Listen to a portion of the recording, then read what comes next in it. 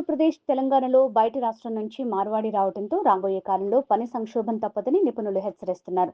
ఇప్పటికే పలు కీలక రంగాల్లో ఇతర రాష్ట్రాల ప్రజలు పాతుకుపోయారని, ఇది ఇలాగే కొనసాగితే తెలుగు రాష్ట్రాల్లో ఆర్థిక సంక్షోభం ఏర్పడే అవకాశం ఉందని నిపుణుల అభిప్రాయం.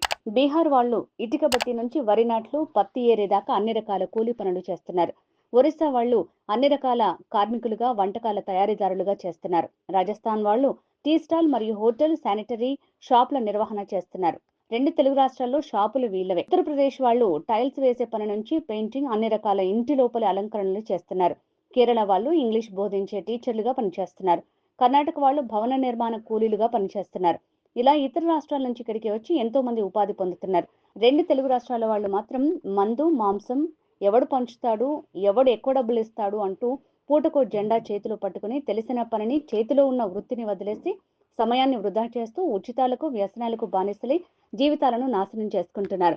ఇదిలాగే కొనసాగితే రాబోయే కాలంలో ఆంధ్రప్రదేశ్ మరియు తెలంగాణ సంపదను ఇతర రాష్ట్రాలు తీసుకుని పోతే మనవాళ్లు దివాలా స్థితికి వస్తారు. వారు పనిచేసే అలవాటు, వర్క్ కల్చర్ కూడా మర్చిపోతారు. ఆ తర్వాత పని చేస్తామన్నా ఎవరు పనివని పరిస్థితి వస్తుంది. ఇది రాబోయే కాలంలో ఏపీ, తెలంగాణలో పనిచేసే వారిని సంక్షోభ స్థితికి నెట్టివేస్తుందని నిపుణులు ఆందోళన వ్యక్తం చేస్తున్నారు.